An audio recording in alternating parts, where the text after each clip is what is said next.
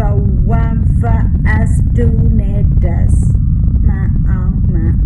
ga you know do ri ma ga นะคะเนาะ for one for us do ne does do ri ma ga ဘယ်လိုလဲဟဲ့ငါကစားလို့လား do I eat meat ငါသားစားလို့လားပဲမြအကောင်းပါလိမ့် does she လို့မထွားနဲ့အတန်လေးက does it นะคะလေးကဒီနားလေးမှာပဲအင်္ဂလိပ်စာ so does it eat သူမလေးသားစားလား does it eat meat eat ရရှိမှာ Emily ထည့်လိုက်တာနဲ့ meat ဖြစ်သွားတယ် okay အဲ့ဆိုရင်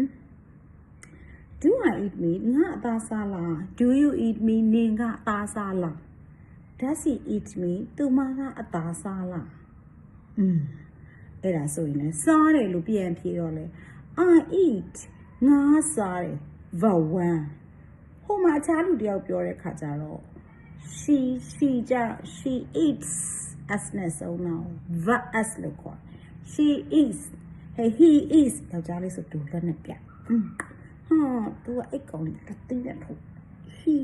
eats မင်းကလေးဆိုရင် she eats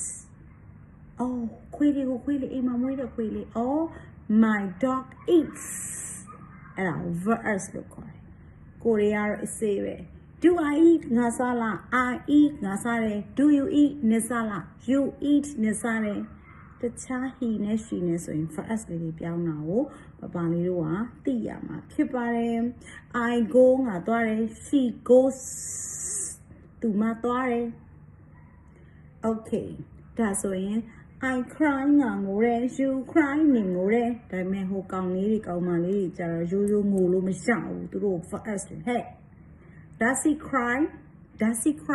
အဲ့ကောင်လေးအကောင်မလေးငိုလားငိုတယ် teacher he cries